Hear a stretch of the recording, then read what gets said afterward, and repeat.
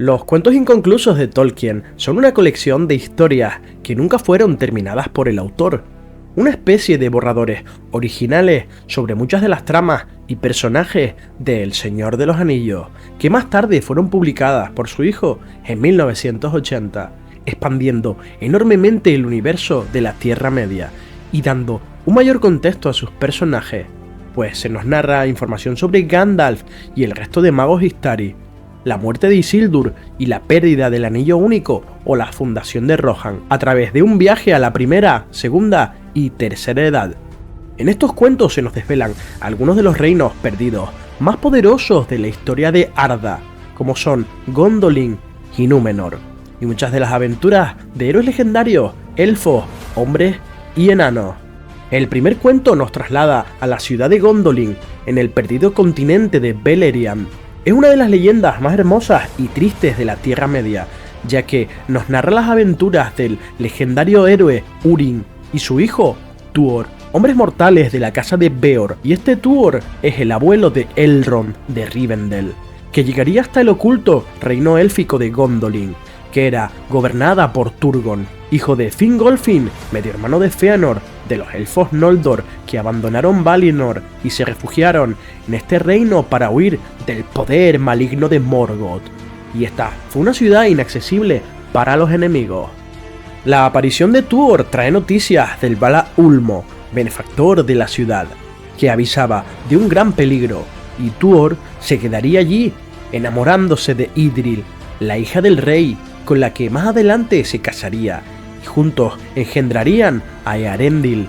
Una bella historia de amor, preludio de una gran desgracia, pues el elfo Maeglin codiciaba el amor de su prima Idril, y tras ser secuestrado y llevado ante Morgoth, le revelaría al enemigo la ubicación de la ciudad, a cambio de que se le abrieran sus puertas, y en recompensa obtendría por fin el amor de Idril. Mientras los secretos de las defensas de la ciudad eran expuestos, Morgoth lanzaría un devastador ataque con cientos de dragones, balrogs y miles de orcos que asediaban y destruían la ciudad.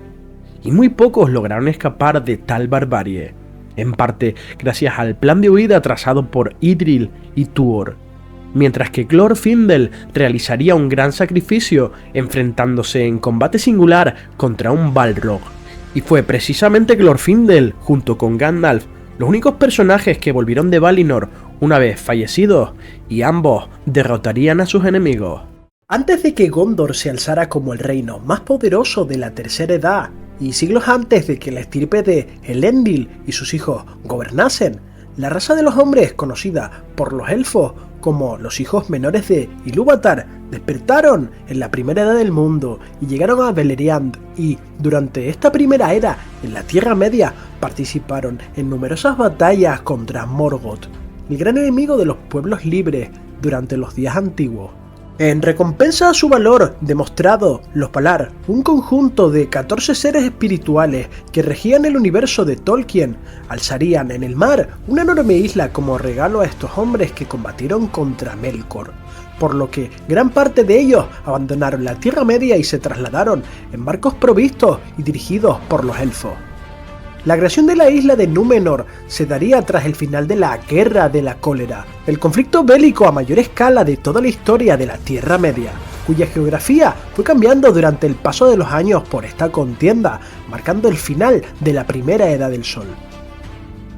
Esta guerra fue ganada en parte gracias a la intervención de Eärendil el Marino, el padre de los gemelos Elrond y Elros, que llegaría a Valinor en nombre de los elfos y los hombres a pedir perdón por los actos cometidos por los Noldor, solicitando ayuda a los Valar contra Morgoth. Y ellos lo escucharon y decidieron acabar por fin de una vez por todas con el Señor Oscuro de forma definitiva. Pero Eärendil tuvo que pagar el precio por llegar hasta Valinor, y nunca más pudo regresar a la Tierra Media, y los Valar decretaron que los medio elfos debían optar por una de estas dos razas.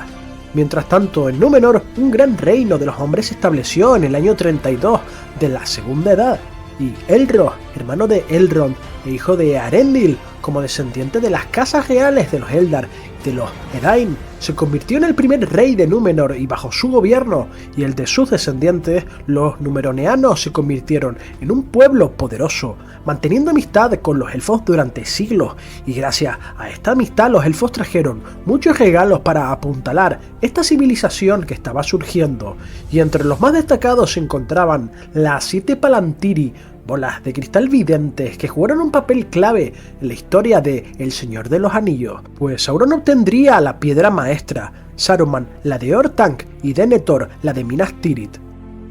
Elrond fue coronado por la gracia de los Valar como el primer rey de Númenor, pero él optó al contrario que su hermano Elrond por tener una vida mortal, aunque fue bendecido con una vida mucho más longeva que cualquier otro mortal conocido, viviendo durante medio siglo y siendo considerado el padre de los Dúnedain. Desde los tiempos más tempranos de su historia, los Númenóreanos desarrollaron grandes habilidades como marineros y constructores de barcos, y se decía que su armada era la más letal y numerosa de la Tierra Media. Dentro de cada uno de ellos habitaba un espíritu aventurero y un deseo de dominar el océano. Sin embargo, los Valar les habían impuesto un solo mandato: la prohibición de navegar hacia tierras imperecederas de Valinor, ya que era una tierra sagrada y prohibida para los mortales. De esta forma, el pueblo de Númenor exploraría los confines del mundo conocido, extendiendo algunas colonias en el norte, este y sur, pero sin poder visitar Valinor, una espina clavada que duraría hasta los tiempos de Anillos de Poder, ya que en su segunda temporada veremos el gran cataclismo que provocó desafiar a los dioses. En los siguientes 100 años, el pueblo de Númenor exploró tantas costas que incluso criaturas como los Ents habían oído hablar sobre la llegada de los grandes barcos, y los hombres del mar conocieron a otros pueblos de la Tierra Media que eran inferiores a ellos. Tanta fue su fama que hasta los elfos trabaron buenas relaciones con ellos, llegando a forjar una alianza con el reino de Lindon, al noroeste de la Tierra Media, territorio gobernado por Gil-galad, el rey supremo de los Noldor, cuya base marítima eran los puertos grises.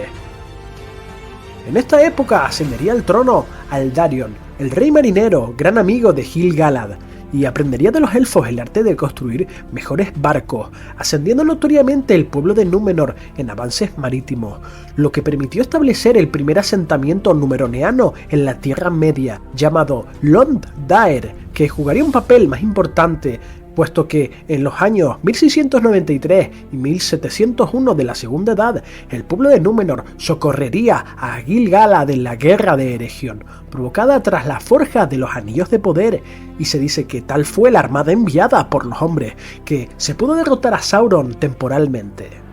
Durante la historia de la isla se volvió una costumbre que los reyes de Númenor pasaran el poder en una ceremonia simbólica en la que cedían su cetro a su heredero antes de morir, y en un principio solo se transmitió a su hijo varón mayor de edad, pero Aldarion solo tuvo una hija y promulgaría una ley para que el cetro pasara siempre al vástago mayor, fuera cual fuera su género. El cetro por tanto se convirtió en un distintivo real, pero habían otros objetos y tesoros que fueron pasando de generación en generación, como la espada Aranrud, que tiempo atrás había sido usada por el rey Thingol de Doriath, el principal reino de los elfos Sindar de la Primera Edad.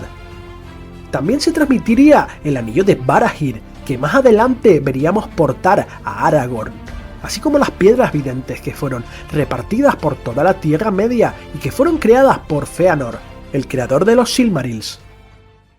La decadencia de Númenor comenzó desde el momento en el que sus habitantes desearon alcanzar la inmortalidad, ya que, aunque ellos vivían durante muchos años, incluso más que cualquier otro mortal del mundo, finalmente acababan pereciendo.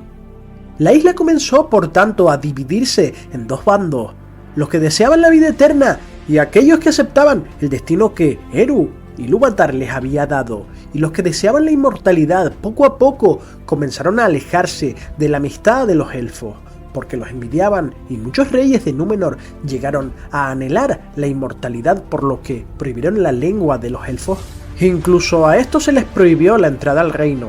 pero los fieles siguieron teniendo contacto con los elfos y hablando su lengua en secreto, y de entre los más destacados fue precisamente los descendientes directos de Elros, el primer rey de Númenor, que fueron los señores de Andúnie, una de las familias reales más importantes que desde los tiempos antiguos habían sido legítimos reyes de Númenor y descendían de Silmarien, la hija primogénita del rey Tar-Elendil, bisnieto de Elros. Pero las leyes de la época impidieron en ese momento que se coronase como reina, y su hermano menor, Tar-Meneldur, subiría al trono y su hijo Aldarion finalmente cambiaría la ley, pero de su descendencia nacerían siglos más tarde Ar-Pharazôn, quien también tuvo un papel importante en la caída de Númenor.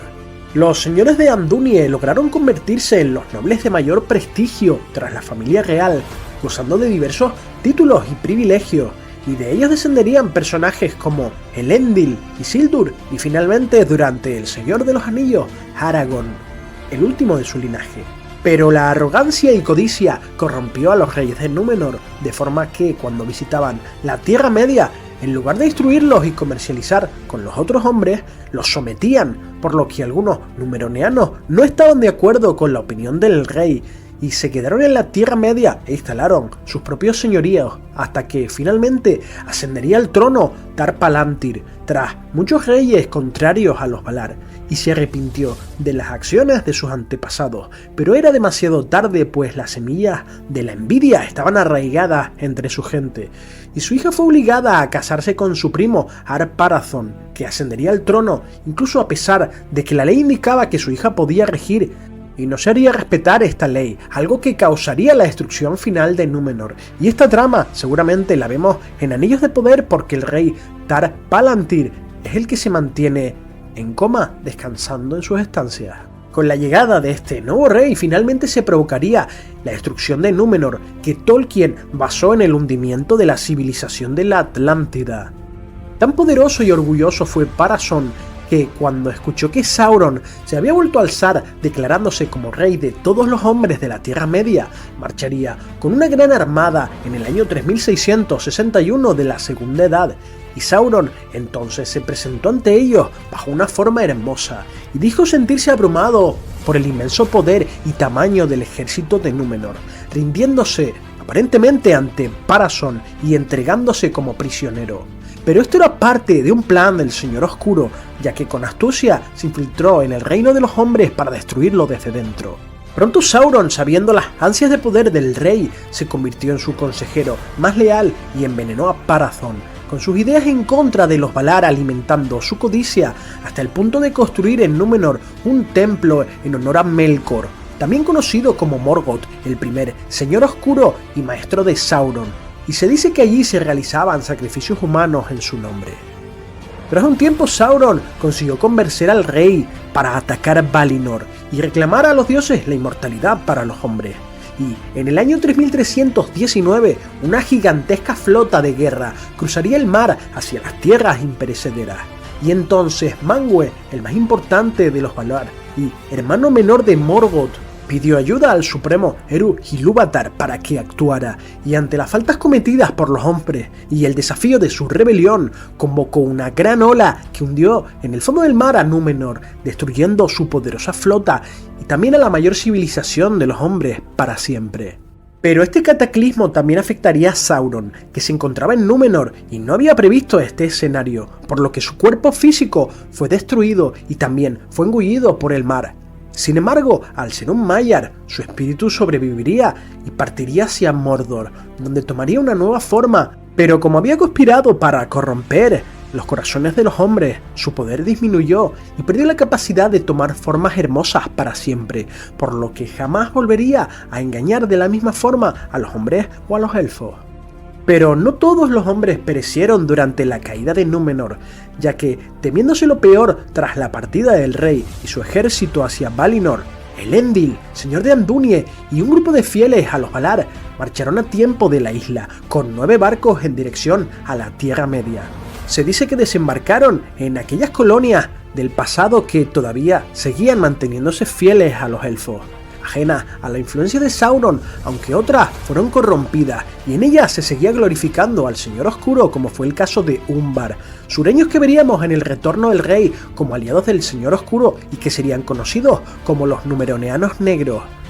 de quien se dice que Boca de Sauron era uno de ellos. A este personaje lo vemos en la versión extendida de El Retorno del Rey y también lo encontramos en el libro. Pero hubo un superviviente más que ni siquiera Sauron pudo prever, ya que antes de la caída, Isildur lograría en una intrépida acción rescatar una de las frutas del árbol Nimlot, que había sido talado y quemado por consejo de Sauron en Númenor, ya que era un símbolo de los Valar y su erradicación reforzaba la idea de la rebelión y la envidia de la inmortalidad hacia los elfos. Este árbol tiene una gran historia, ya que se remonta a los años de oscuridad de la primera edad del sol, cuando los dos árboles de Valinor, llamados Laurelin y Telperion, fueron destruidos por Morgoth y la araña Ungoliant.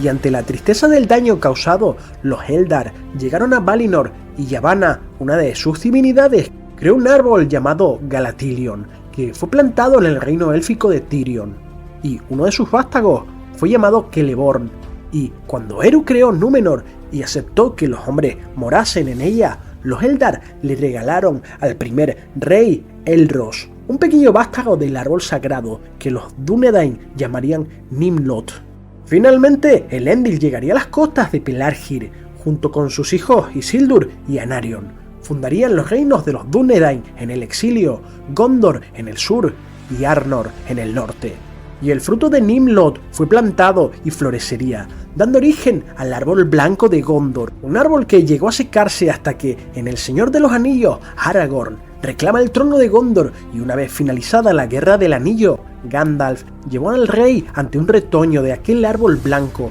que había permanecido oculto durante 300 años, siendo trasplantado hacia Minas Tirith y colocado en la ciudadela, donde a los pocos años se volvería grande y fuerte, depositando el anterior árbol seco con todos los honores en el cementerio de los reyes y senescales. Y entonces comenzaría la cuarta edad del mundo, en la que Aragorn tomaría el nombre de Elessar del Contar, sentándose en el trono que le pertenecía por derecho, reunificando los reinos de Gondor y Arnor, y convirtiéndose en el rey más poderoso de la Tierra Media, alcanzando los días de grandeza y esplendor de sus antepasados en Númenor.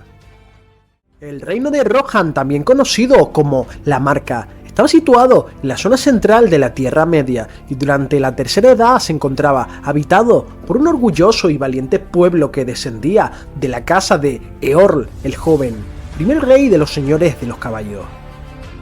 En el Silmarillion se nos narra que este pueblo tenía la característica de ser muy diferente al resto de hombres de la Tierra Media, dado que eran de gran estatura y fortaleza física y poseían rasgos nórdicos. Los Rohirrim, a su vez, procedían de la casa de Ador, el tercer pueblo de los hombres llegados a la Tierra Media. Se convertirían en un pueblo errante a lo largo de los siglos, prestando su ayuda cuando era necesario para luchar contra los sirvientes de Morgoth, el primer enemigo oscuro que fue maestro de Sauron y villano de las primeras edades de la Tierra Media.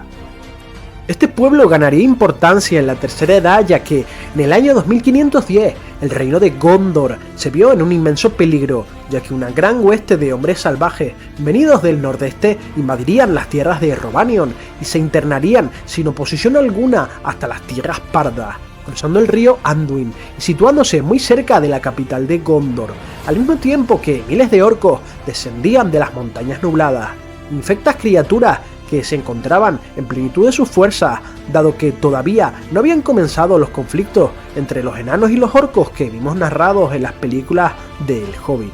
El caso es que los invasores entraron en Calenardon, que serían los terrenos donde más adelante se establecerían los Rohirrim como reino independiente. Y ante tal amenaza, Cirion, el senescal de Gondor de aquel momento, mandaría emisarios a sus antiguos aliados en busca de ayuda.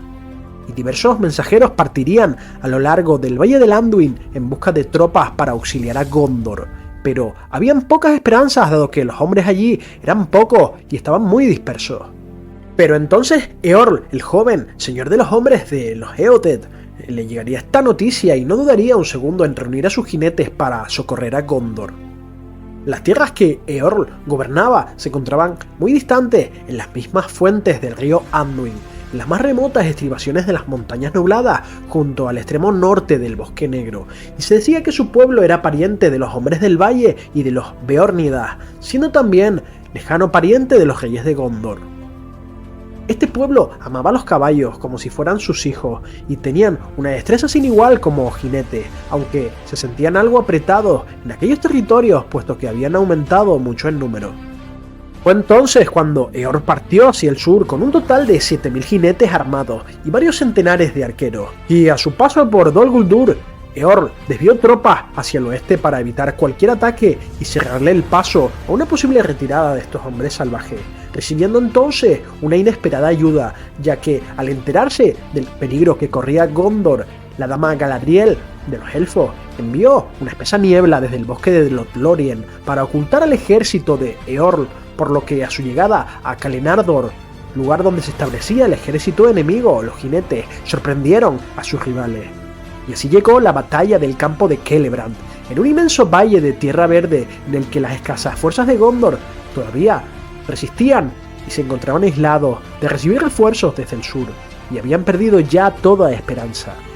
Pero Eorl llegó con su gran ejército por la retaguardia y masacraría a los enemigos, y se dice entonces que se produjo una gran matanza en la que los invasores fueron dominados por el pánico, y Eorl y sus jinetes alcanzarían la victoria y la gloria eterna, decantando la guerra a favor de Gondor. La noticia llegaría entonces a oídos de Cirion el Senescal, que viajaría raudo a Calenardor para recompensar a Eorl por la ayuda prestada, regalándole estas tierras a su pueblo para siempre, que pasaría a llamarse entonces la Marca en el idioma de los Rohirrim, y Rohan para el resto de la Tierra Media. Y poco después, Eorl pronunciaría su famoso juramento, que 500 años después cumpliría Theoden para auxiliar a sus aliados ante el ataque de Sauron a Minas Tirith.